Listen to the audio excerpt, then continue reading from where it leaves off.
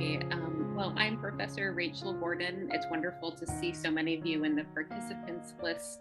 I know you can't see each other, but we can see your names, and we're happy to have you here.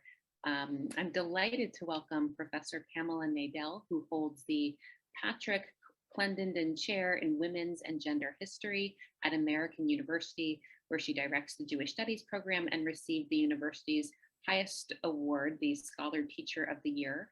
Her books include Women Who Would Be Rabbis, A History of Women's Ordination from 1889 to 1985, and her recent book, America's Jewish Women, A History from Colonial Times to Today, which won the 2019 National Jewish Book Awards Jewish Book of the Year. And she is currently writing a book about the history of American anti-Semitism to be published also by Norton, like her last book. This event is being sponsored by the Samuel Bud Shorsting Endowment, which is an endowment that probably sponsors more programs than almost any other endowment in the College of Liberal Arts and Sciences. It's also the sponsor of several writing awards that we give to undergraduates, and I hope that the undergrads who are with us today will take a look at the Jewish Studies website to see the guidelines for submission for this year's Shorsting Writing Awards. And I think we are ready to begin. We're going to take your comments and questions later in the program, so you can put them at any point into the Q&A section that you see at the bottom of the screen, and we'll be very happy to get to those later. Okay. Okay, ready for me to take it away? Terrific, thank you. Thank you so much. I want to thank Professors Rachel Gordon and Norm Goda for inviting me to give this Association for Jewish Studies distinguished lecture at the University of Florida, and I'm very grateful to the Shorsting Foundation for sponsoring it as well. So I'm going to start by sharing my screen, so let me just do that. There we go, and I hope you can see that. And what I want to do is I'm going to show you some images, some of which I think you might have seen before. Okay, so here we have white nationalists hoisting tiki torches as they marched across the campus of the University of Virginia in the summer of 2017. And what were they chanting? They were chanting, "Jews will not replace us." In this one, this marks how a year later, on a drizzly Sabbath morning, a gunman murdered 11 people in a Pittsburgh synagogue. Maybe you remember this one from last January. A scraggly bearded man in a sweatshirt that read Camp Auschwitz on the front, and I don't know if you know this, but the back said staff, stormed the Capitol of the United States. And this January, so just, a month or two ago, the day before a gunman held a rabbi and his congregants hostage in a Texas synagogue for 11 hours, a woman captured here on a Brooklyn street screamed at children who were visibly Jewish because of their garb, screamed at the children and yelled at them, "Hitler should have killed you all. I'll kill you, and I know where you live." And then she spat at one of the children. So it's no surprise that a newly released survey reports that 94% of American Jews believe that there is anti-Semitism in the United States. Frankly, you would have to have been hibernating in a cave over the past years to think anything else. So I'm not going to join the parade of journalists, pundits, communal leaders, politicians, statisticians who have been measuring anti-Semitism, arguing about anti-Semitism, countering its canards and its attacks from the right and the left, and frankly, from those in between. Nor am I going to do what the authors represented with these books have done. Here you see Professor Deborah Lipstadt's wonderful book, Anti-Semitism Here and Now, You see books by the novelist Dara Horn and by the journalist Talia Lavin, Barry Weiss, and Jonathan Weissman. In all of these books, the focus has been on contemporary anti-Semitism. As Professor Lipstadt wrote in the introduction to her book, which was published in 2019, she said the pace of recent events made this book almost impossible to finish because every day seemed to bring a new event to include. But I'm a historian. As a historian, I want to step back. As you know, I'm a historian of American Jewish women, and it won't surprise you to know that when I wrote this book, America's Jewish Women, anti-Semitism certainly cropped up in what I talked about. So for example, here we see Maud Nathan. Maud Nathan was the president of an organization called the Consumers League. She was an activist and she was a suffragist. And here we see her at a suffrage meeting in 1913. But in 1920, when she went to Europe for a suffrage meeting after World War II, she heard a delegate blame Jewish profiteering for the post-war suffering. Then, a few years later, Edna Ferber, and I talked about her in this book too, Edna Ferber was a Pulitzer Prize winning writer. She wrote Showboat, she wrote Giant. She was invited to a soiree in the early 1930s at a Michigan industrialist house. And she gets to this soiree, and all of a sudden, the industrialist starts talking about money-grubbing Jews controlling the world. And she watched as everybody at the dinner table started agreeing with the host. And then she announced that she was a Jew, and she described the hatred that she saw on everyone's face around her. And then a few years after that, at the end of the war in 1945, this woman, the first and only Jewish Miss America, Bess Meyerson, won the Miss America contest, which was actually quite a big deal back in those days. And 3 of the pageant's 5 sponsors refused to use a Jewish Miss America in their ad campaigns following the pageant. So she ended up spending a part of her pageant year speaking for the Anti-Defamation League about anti-Semitism. And this is after the war. I also in this book wrote about anti-Semitism in the international women's movement, and not just contemporarily, but in the 1970s and the 1980s. And so the point that I made here was that anti-Semitism, that was something that was episodic. It kept cropping up in this particular book, but it wasn't to my way of thinking really at the core of the story, not at the center of the story. I'll be honest, frankly, anti-Semitism has not been at the center of the story for American Jewish historians, so much so that in the year 2000, this historian wrote a book titled The Death of American Anti-Semitism. Because when anti-Semitism wasn't making the news, it just wasn't something that ended up engaging historians. So I think that especially for the students who are in a history class, the historiography, the writing of history about anti-Semitism, it waxes and wanes. It kind of goes in and out of fashion. So when it's not much in the air, this is what we think of, the death of American anti-Semitism. In fact, in the year 2012, this scholar, Leonard Dinerstein, was reviewing the state of anti-Semitism in America since he had published his award-winning book, Anti-Semitism in America, in 1994, so 18 years later. And he wrote, "The plague of anti-Semitism. Most American Jews don't see it, feel it, or fear it." And then he gave a caveat. He said he was no prophet. He said, what might be said about the climate of bigotry in the United States today is that anti-Semitism is too minor an issue to disturb the daily lives of American Jews. Frankly, reading his assessment today of only a decade ago is sobering and saddening. So unsurprisingly, a new crop of historians, we've been we've been thinking a lot about anti-Semitism.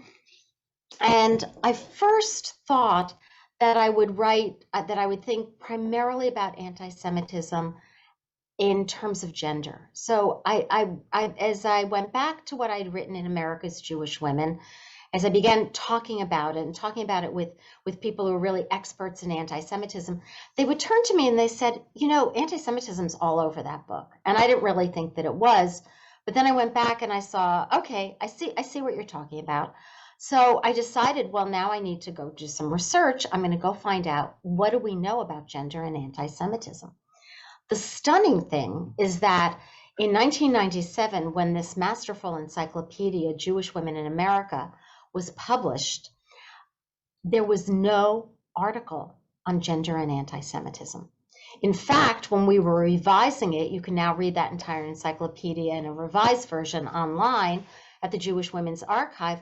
When we were working on the revision a few years ago, I went to the managing editor and I said, so who's writing the article on anti-Semitism and gender? And she said, no one. She said, will you do it? And frankly, I said, no, at that point, I wasn't ready to take it on. But it raised for me this issue that the questions I'm going to talk about with you today are actually fairly new. And so at the very end of Women's History Month, which is where we are with one more day to go after today, I want to talk about some questions that I have about anti-Semitism and gender. The first thing I want to say before I turn into those questions, I want to say something about the terminology. The word anti-Semitism is not coined until 1879. Historians argue about the term we should use. They speak of anti-Judaism before 1879. They talk about Judeophobia. American Jews called it race prejudice. Immigrants would actually use the Yiddish word for wickedness. They would just, like they said, wickedness, and that meant they were talking about anti-Semitism. There are arguments about how to spell it. So I won't go into all the details of that. You might in one of your classes. But I will use the word anti-Semitism as much as I can only for after 1879, but I will try to refer to other vocabulary earlier, but sometimes I'll use them interchangeably. So when I was researching America's Jewish women, I found examples of anti-Semitism that Jewish women in America had encountered actually from the moment they set foot on the soil that would become the United States of America. But for today, I'm going to start in the early 19th century. And I want to start with a woman named Rachel Mordecai, later Rachel Mordecai Lazarus, who in 1815 was a 27-year-old Warrenton, North Carolina school teacher. And she wrote a letter protesting anti-Jewish hatred. So she had become a fan of a very well-known for that era Anglo-Irish writer named Maria Edgeworth. Maria Edgeworth, her family had written a book called Practical Education, was the foundation for modern education. And Rachel Mordecai had read Edgeworth's most recent novel, because she was also a novelist, and she'd been terribly, terribly upset because its characters included a despicable villain who chased his debtors to their deathbeds, and his name was Mr. Mordecai. So overcoming, and you can imagine this school teacher, like how hesitant she must have been, overcoming temerity and hesitation, Mordecai wrote Edgeworth and took her to task for her prejudice, for adding to the age-old portrayal of Jews as mean, rapacious, immoral. And Edgeworth ended up apologizing. And she not only apologized in a letter, but in her next novel, she modeled its female protagonist, a Jewish character named Berenice Montenero, on her new friend, Rachel Mordecai, and actually quoted directly from Rachel's letter. And that began a lifelong correspondence between the two of them. I could say some things about the problematic depiction of Berenice Montenero in that novel, but you can ask me about it later, because I want to go to the next important figure in this period. Many of you will have heard of Rebecca Gratz. Rebecca Gratz was a pioneering charity worker. She was an educator. She lived a long life in Philadelphia. She was so famous in her day for her work among the Jews that a distant relative called her Queen of the Jews. So she was not only a founder of Jewish women's organizations, she actually founded 3 of them, but she was also a leader in Philadelphia women's benevolent associations that brought Jewish and Christian women together to care for the poor women and children of their city. And her social welfare work brought her into very close contact with lots of Christians with whom she corresponded. And one of them was Gertrude Gouverneur Ogden Meredith. So Meredith, we'll call her Meredith. She was a prominent Philadelphia hostess and a writer. And Gratz mentioned in a letter to her the words prejudice against Jews. And Meredith rushed to reassure her that she had absolutely none. She said, to the contrary, when she heard good Christians speak about the wickedness of the Jews, she became incensed. In fact, she despaired of the inferior classes of Jews that she knew. If they would only be good Jews, she said, your temple would not be then unjustly denominated a den of thieves. So Meredith even wished for one little hour where she could come into the synagogue to teach the ignorant Jews. Her words smack of what historians call philo-Semitism. She was convinced that a virtuous Jew had greater hopes in Christ than a wicked Christian. Philo-Semitism doesn't have to be the flip side of anti-Semitism, but as in this case, it often came close. And especially because she was writing, these letters were being written at a time when good American Christians were finding all sorts of societies to ameliorate the condition of the Jews. In other words, to convert them so that they could be saved. So my point for the early 19th century is that we've got 2 women, Rachel Mordecai, Rebecca Gratz, and how did they respond to prejudice? They responded with their pens. So I'm going to skip to the second half of the 19th century. After the Civil War ended in 1865, Gratz was still leading many of the organizations that she had helped to found.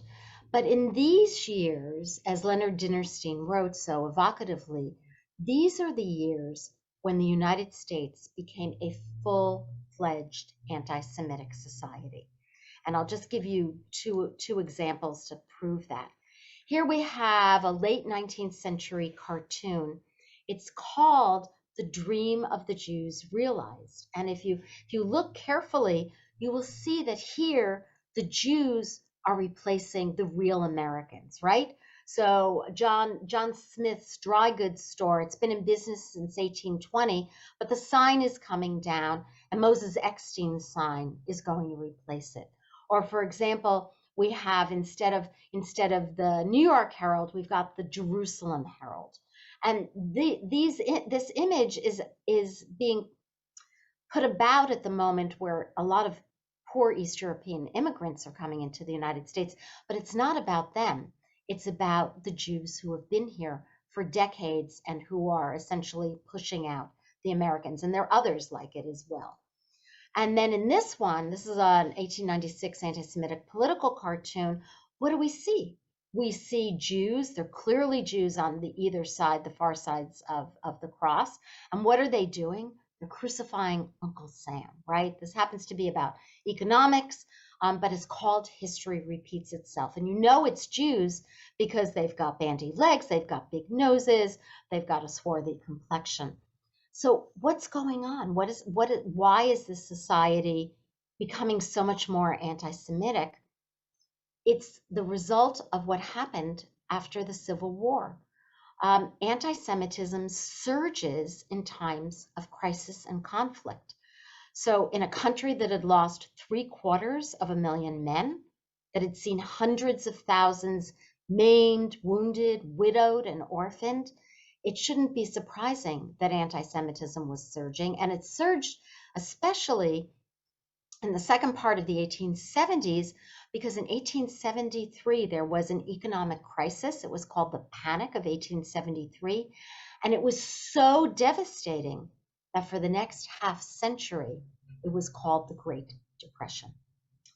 So two Jewish women, surprisingly, respond to this crisis. One was the well-known poet Emma Lazarus, whose words have welcomed the huddled masses yearning to breathe free to America for more than a century in the base of the Statue of Liberty. So I know you've heard of Lazarus, or most people will have, but I suspect that you won't have heard of Nina Marias.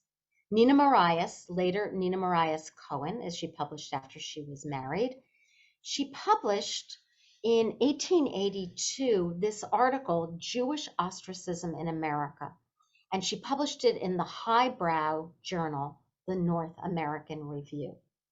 And I want to tell you a little bit about what she wrote there, and who she was, because I think it's really stunning to understand that Jewish women were responding to this crisis. Marias she was born in Philadelphia. Her father was rabbi there. She had won acclaim for her writing, her lecturing, her teaching. This was not her first article in the North American Review. And she spent the entire article exposing how this country discriminated against Jews. And she's not writing about the poor East European immigrants. Instead, she's talking about the host of social, institutional, and economic barriers that well-educated Jews like her have been facing, and that they've been confronting across their lives from the moment that they were children up until the moment that she was writing. She was referring in part, but by no means all, to the recent exclusion of Jews, prominent Jews, from New York summer resorts.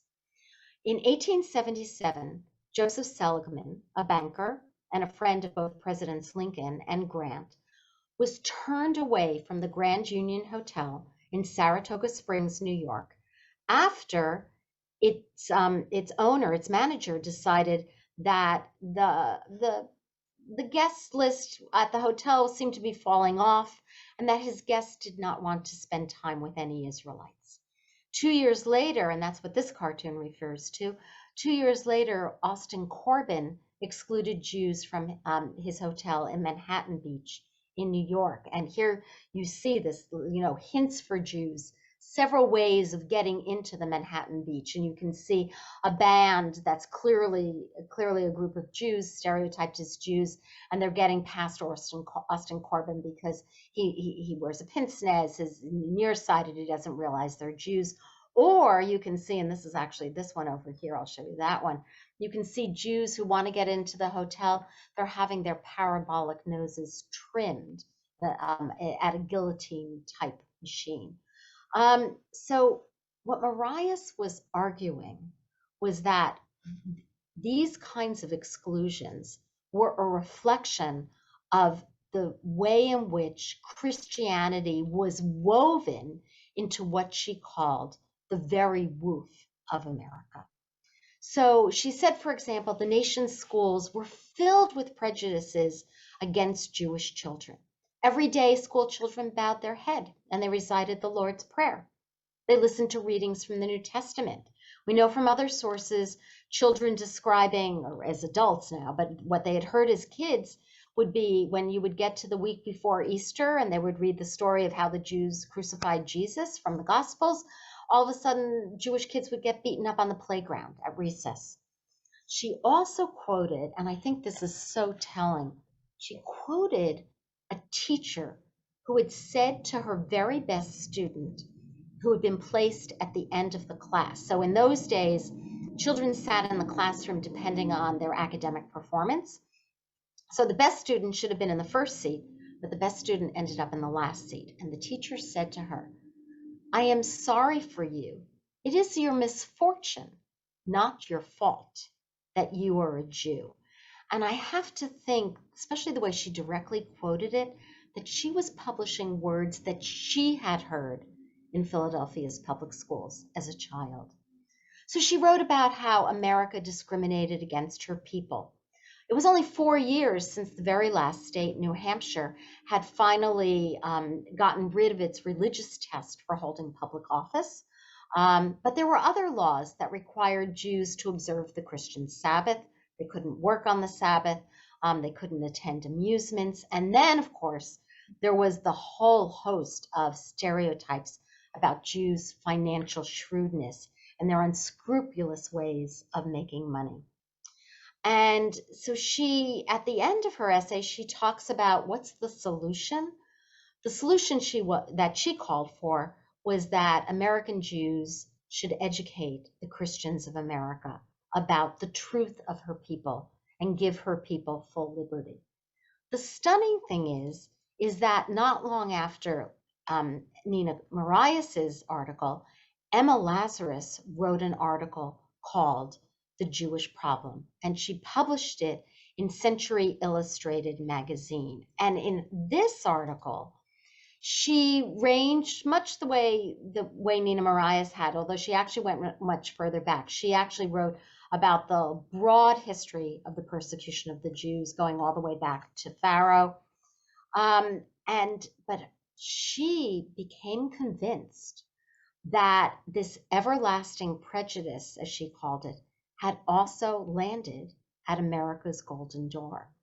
And she said that, and I quote, "The life or death of millions of human beings hangs upon finding a solution." What was her solution? The Jews must establish an independent nationality. more than 15 years before Theodore Herzl founds the First Zionist Congress and calls for the creation of a Jewish state in Ottoman Turkish Palestine, Emma Lazarus was a proto-Zionist, saying the only solution to the hatred against the Jews was Zionism, was to create a Jewish nation. So what's so stunning here is that we have two women responding to the problem of anti-Semitism in mainstream American publications. And I did a survey of the top 5 publications in the 1880s, and I cannot find a single Jewish man who was writing in response to the rising anti-Semitism. I found rabbis who were talking about other things, they're talking about religion, but they were not confronting anti-Semitism head on to a wider American audience. So now I'm going to jump again, and I'm going to jump to towards the end of the 1890s, but more forward into the 20th century. And the octopus, or I'll just show you this again, the octopus of anti-Semitism is extending its ugly tentacles across this fair land. So what am I talking about? In 1893, a nationwide Jewish women's organization called the National Council of Jewish Women was established. You may have heard of it. You may even be members of it. It still exists today. And one of its objectives was to stand up to religious persecution wherever, whenever, and against whomever it had occurred. So Council was best known for its social welfare work. As East European immigrants were pouring into America, they were very concerned that one of the things that was giving the Jews a bad reputation was that there were Jewish purveyors, white slavers they were called in those days, who would trick young women into false marriages or rape them and send them to brothels.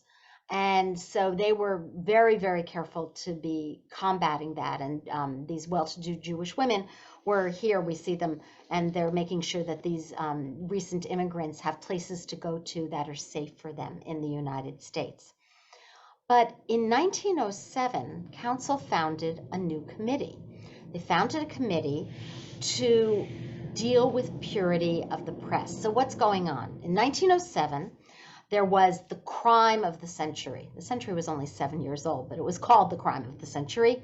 the murder trial of millionaire Harry Thaw, who had killed his wife, one-time rapist and lover, the architect Stanford White. And the press's lurid accounts of the trial and the crime, people just, women across America especially, were just appalled by this. They thought it would lead the youth of America into sin.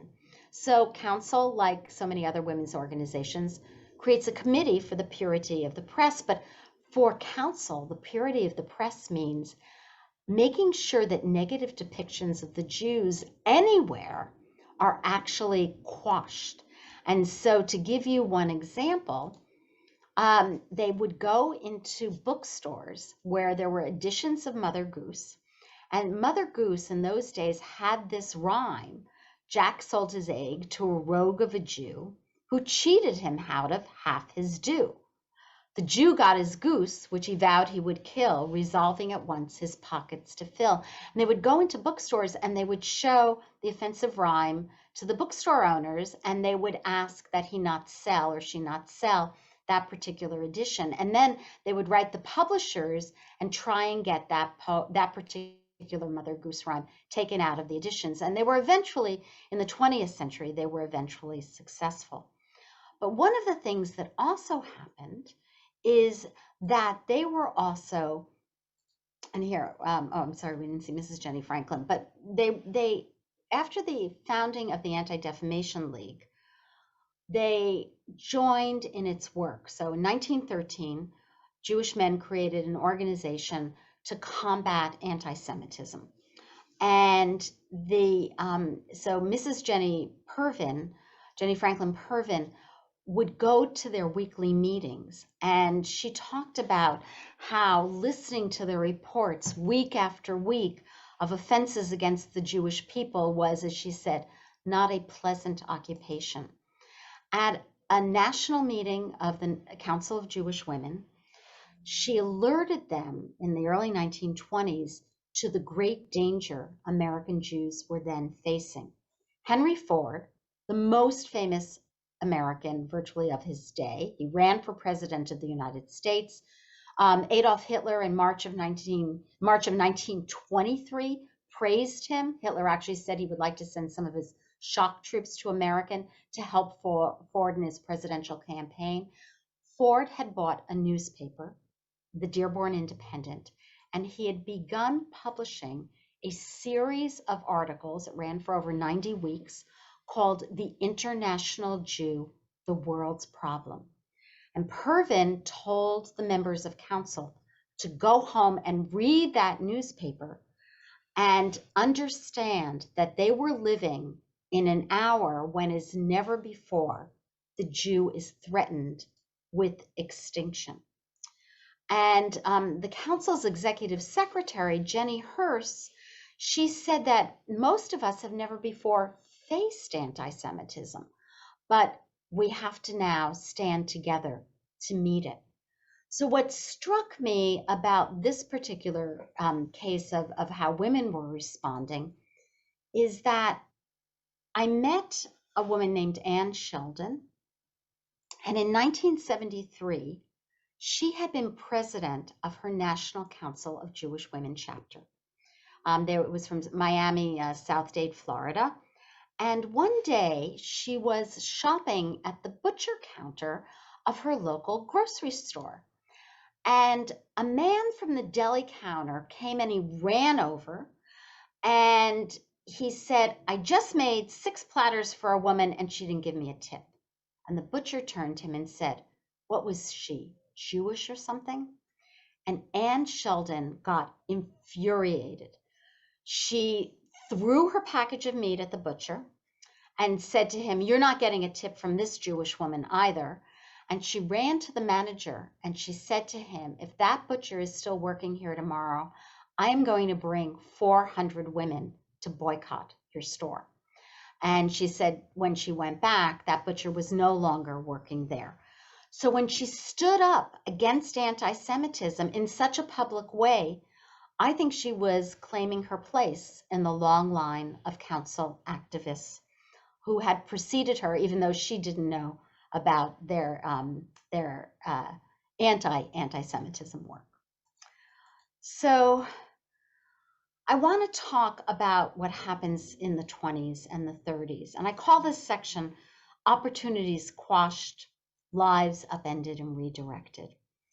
So what I've discovered is that American Jewish men and women, like Anne Sheldon, they long remember their personal encounters with anti-Semitism. In fact, it's really stunning to see. So it's one thing to have it in one's memory. It's another thing to see how it upended and redirected Jewish women's lives. So we know a lot, people have written a lot about this, about how quotas at Ivy League universities limited opportunities for Jewish men. It's widely documented in the historical literature. We know, although it's not as widely documented, about discrimination in admissions at private women's colleges like the Seven Sisters, like we see here. By the 1940s, they had earned well-deserved reputations for flagrant discrimination. So I want to talk about Douglass College. It was then called the New Jersey College of Women. It was a little different because it was a public-private initiative in those days. Now it's a public college. And the founding dean there, who you see here, Dean Mabel Douglass, began applying subjective criteria to admissions after she realized that the entrance certificate giving grades in class had not shut out the undesirables. Just to give you an example of what I mean, in 1930, the college accepted 61% of its Christian applicants and only 31% of its Jewish applicants. Between 1928 and 1932, at a time when the number of Jews living in northern New Jersey definitely increased, the number of women attending the New Jersey College for Women declined from 17% to 11%, although the number of men attending its male counterpart, Rutgers College, increased. Pretty soon, the trustees were going to deal with that. Dean Douglass also had a reputation for saying that she would never hire a member of the Jewish race to join her faculty. And so prejudicial attitudes from faculty and administrators persisted for a long time.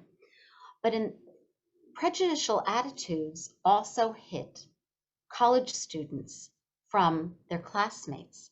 In the mid-1960s, when Ingrid Alpern was applying to college, her Radcliffe interview opened with, "Where do you go to church, dear?" 50 years after graduating from Smith College, Alpern told a story of how her classmates had turned to her one evening. They were actually her housemates. And they turned to her one evening, sat her down at the table and said, "It's not because you're Jewish that we don't like you." She had carried that story forward for 50 years until she published it in her alumni magazine. But educational discrimination, it not only quashed opportunities to go to college, it also actually quashed opportunities to become secretaries, because the Catherine Gibbs School, which was a very famous network of secretarial schools, it was for secretarial and executive training for educated women, they wrote Jewish applicants, "We are sorry to inform you that it is our policy not to accept students of Jewish nationality." So I'm going to stop sharing, and I just want to close with some kind of analytical thoughts about what we've learned. I think there's a lot to say about anti-Semitism and gender, especially about confrontations and responses of Jewish women on the left that I didn't talk about, those who met it up close and personal in the feminist movement. But I think what I've shown you is that Jewish women encountered anti-Semitism across American history. They responded in different ways, very frequently with their pens, which is what we historians are able to find. They faced on campuses, from their neighbors, from grocery store clerks, they faced anti-Semitism and they called it out. And as I said, what I think is really striking is the way in which some of them wrote about it in the 1880s when Jewish men were not tackling that subject in public. And I think there's a question to be asked there. Why? Why were editors open to Jewish women writing about this? And I think it has to do with maybe it was more okay for women to express their feelings. I also they tended to face it a lot from their families, from their children.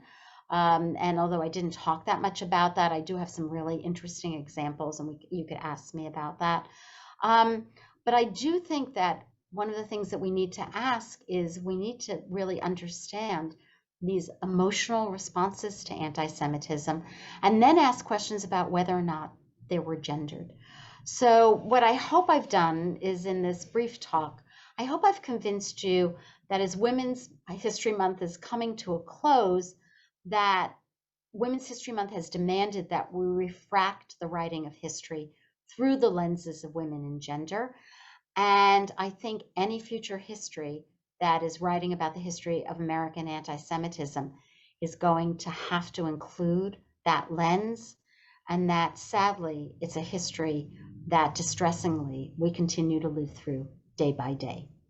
Thank you.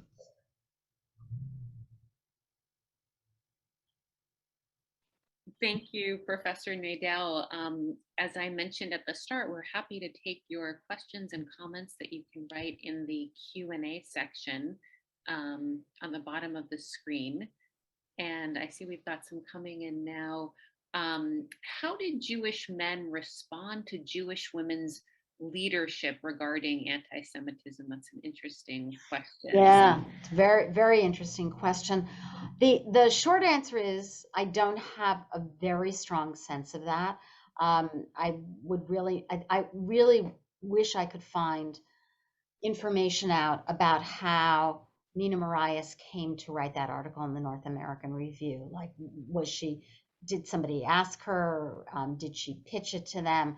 Because I was just so stunned. I mean, by the 1880s, we have rabbis in the United States, and they're just not responding to that. I will also say that obviously Jewish men are standing up against anti-Semitism as well, and that's just wasn't the focus of this particular talk. Mrs. Jenny Pervin sits at the monthly meetings of the Anti-Defamation League as a member of the National Council of Jewish Women. She's the only woman at the table, and she's actually coming to lunch in a club that didn't allow women.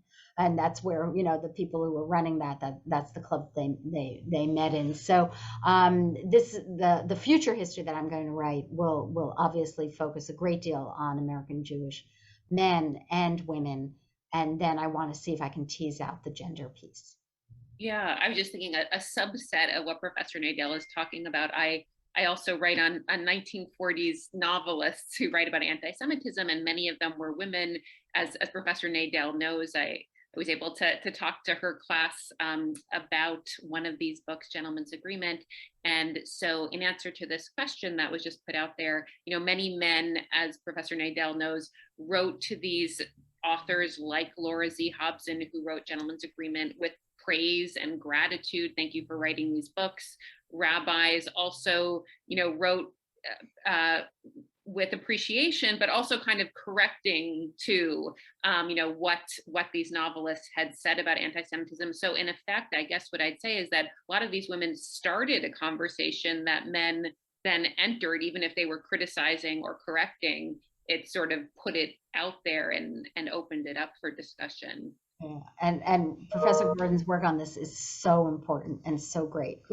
Thank you. Let's see, another question here. I'm sure we're all wondering. Barry Elliott asks, why were Jewish women more likely to act rather than men? It's a big one. I think the answer is I don't know that they were necessarily more likely to act. I think when they're writing both Emma, I'm thinking, so you can answer for the 40s and I'll answer for the 1880s. I think when Emma Lazarus and Nina Marias are both writing, I really do think that there's this sense that it's more okay for women to express injury and that the kind of image we have of masculinity, like a man can't say, I'm sorry for you. You can't quote a teacher saying, I'm sorry for you. It's your misfortune that you're born a Jew. I think, but maybe coming from a woman, it's less problematic. Maybe the editors also felt that it would be less offensive to their essentially Gentile audiences, this coming from a woman, that maybe a man making these kinds of comments would have been more, would have been seen as aggressive, as, too, almost in your face. I don't know. What do you think for the 40s? What do you think? I guess I'm thinking of some of the Jewish women novelists from then. I sort of see them as fitting into a social protest novel tradition like Harriet Mhm. Beecher Stowe. So, like you're saying, Professor Nadell, they see themselves as fitting into something that's gender appropriate to speak out against moral wrongs in America. That's an okay thing for a woman to do. Even though I see them as writer activists in a kind of powerful way, I wonder if they see themselves as sort of feminine in a Harriet Beecher Stowe way. Right, right. Yeah, and you're right, and you're right about that they have the tradition. I had looked at some novels by Zelda Popkin from an earlier period, and same kind of thing. So Laura Hobson's standing on her shoulders in a sense. And it's also the audience that they're aiming at, right? I mean, somewhat of a gendered audience as well. Yeah. Yeah, for sure. These writers, knew that these were popular novels that women would likely read, and then hopefully tell their husbands about. I see a great comment here from Nan Rich. It's great to see Nan in the audience who writes, "Thank you for highlighting the NCJW. In my opinion, it is so well deserved. I'm a former NCJW national president from 1996 to 99, and Ann Sheldon was a dear friend and sorority sister of mine at UF." That's funny. Oh, that's so great. So actually, what happened was, and I will say this to you, so you can, and I'll put into the chat my email address. I've been collecting these stories about encounters with anti-Semitism when I speak, and I had met Ann Sheldon at one of my last in-person events before COVID hit in 2020. And she told me the story, and then I actually found that she also recorded it at the Yiddish Book Center site. So you can actually go online and see it. And she was, just incredible. But I will say, I don't know, I guess there is no chat on a webinar. But I will say that if you have stories, I'm really struck by like Ann Sheldon and Ingrid Alpern, really struck by the extent of the memories, like how it just hovers over a life. I mean, let's be honest. American Jewish history is filled with, all sorts of wonderful stories of success and community building and religious transformation. And I don't want to, overemphasize what one historian would have called the lachrymose conception of Jewish history, the kind of, focusing only on the bad. On the one hand, on the other hand, I am convinced, I've just have enough examples that when anti-Semitism happens, people, they remember it. They carry it forward. Sometimes they're carrying forward stories of terrible things that happened in Europe. For example, the colonial, like you can read 19th century about 19th century Jews who remember that their great aunt or their great grandfather were tortured by the Inquisition. And they're still remembering this in the 19th century. So sometimes it happens to them, or it's a story that's passed on down within the family. But if you have stories of your own encounter, just put in Pamela Nadell. It's pnadell at american.edu. I teach at American University, and send me your story and permission to quote it. Great. I see Morgan Heron's question. Do you think that anti-Semitism has stuck around for so long because Jewish people have essentially been racialized? It seems like anti-Semitism never focuses on Jewish beliefs, but rather on the person or the people. So, first of all, a very, very smart question. Um, under Western Christendom, the idea existed that it was just about religion. And the minute a Jew became baptized, then they changed their identity. But we know from the forced baptisms in Spain and in Portugal in Spain at the end of the 14th and into the 15th century, and in Portugal at the end of the 15th century, we know that that even Christians, people who had become Christian, even whose children had become Christian, that they were marked out as new Christians as opposed to old Christians, and they were definitely racialized. And the Inquisition went after people who had Jewish descent in their backgrounds.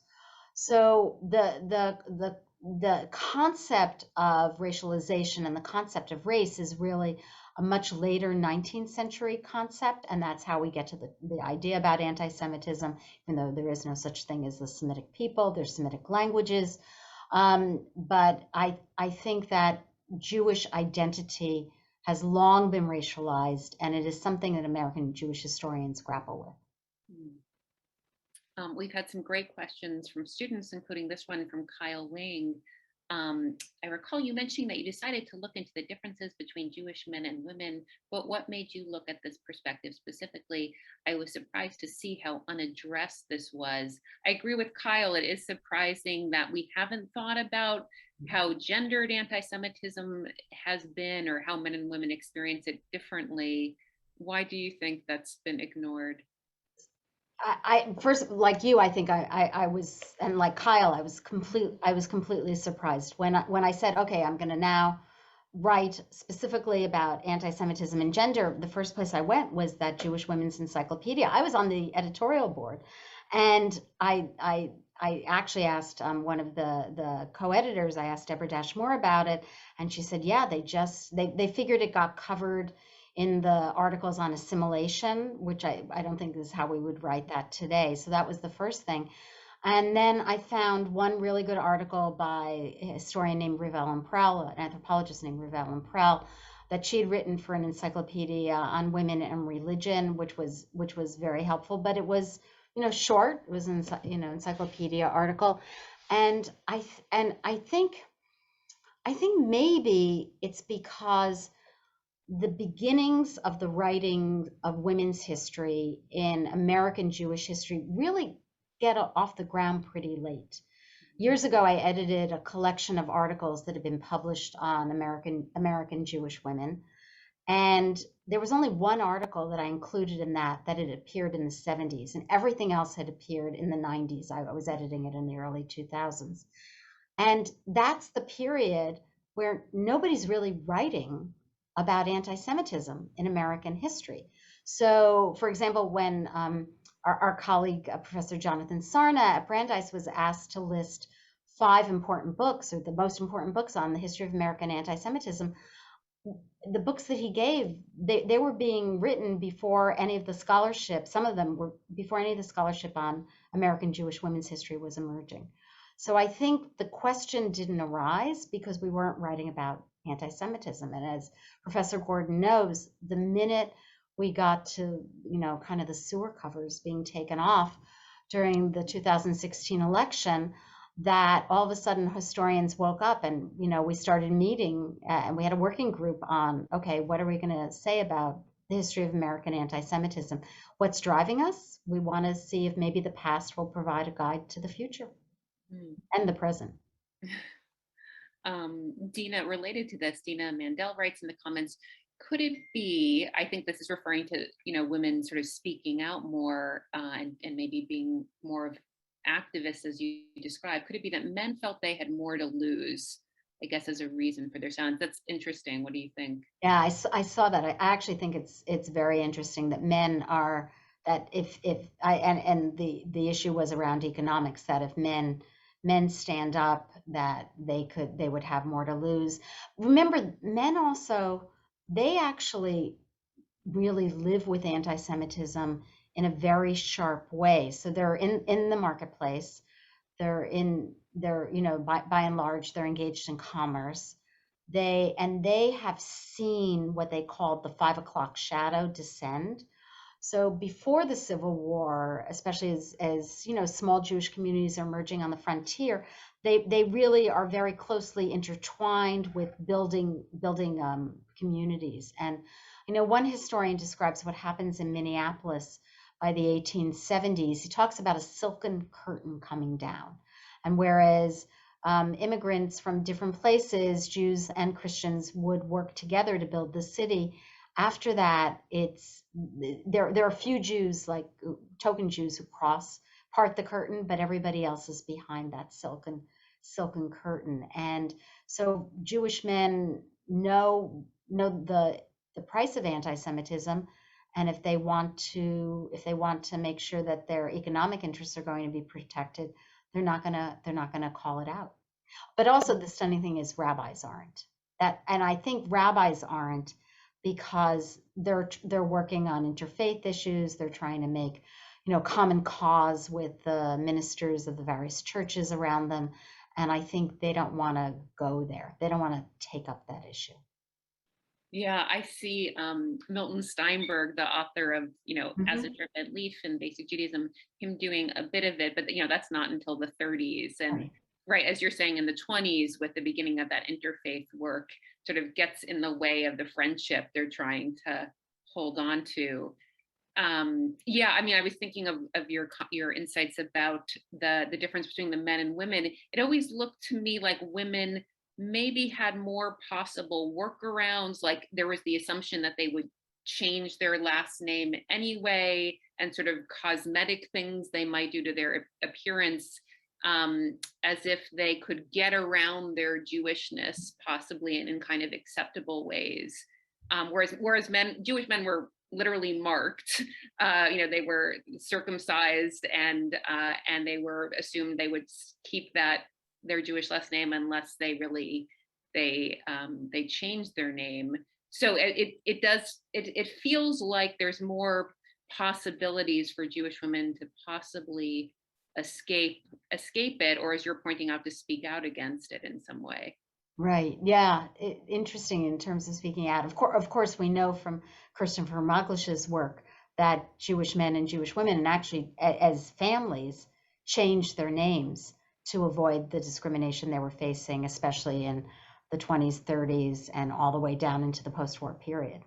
Yeah. It always, even when I was reading Kirsten's great book, it seemed like for men to do that was sort of a bigger, I don't know, a bigger deal. They were rejecting their father's name in a way Right. that women, people knew they would move on anyway, if they got married. So Linda writes in the comments, were there ever any consequences for Henry Ford related to his anti-Semitism and activism against Jews? Oh, so Ford, so the answer is yes, there were definitely consequences, but in a sense, he also triumphed. So what I mean by that is Ford, Ford was ultimately forced to, he ultimately apologized. I think the year was probably 1927. He was sued for defamation. He was sued for what he said. And he ended up issuing an apology that was actually written by Louis Marshall, a very important, prominent American Jewish communal leader. But he continued in his life, based on the biographies that have been written about him, he continued actually to espouse anti-Semitism. But what I mean is about his ultimately triumphing is that he the columns of the International Jew, which included publishing elements of the Protocols of the Elders of Zion, the notorious anti-Semitic forgery, they were published in 4 volumes, and they were never copyrighted. And the result is that they were translated into multiple languages around the world. And to this day, you can get copies of that. And they were very influential in Germany during the period in the 1920s and the rise of the Nazis. In fact, one of the German youth he was the leader of Hitler Youth. I forget his name, but at the Nuremberg trials, he talked about, well, if Henry Ford said this, then it must be true. And he was writing about that before Hitler wrote, he was saying that he discovered what Ford was saying before he read Mein Kampf.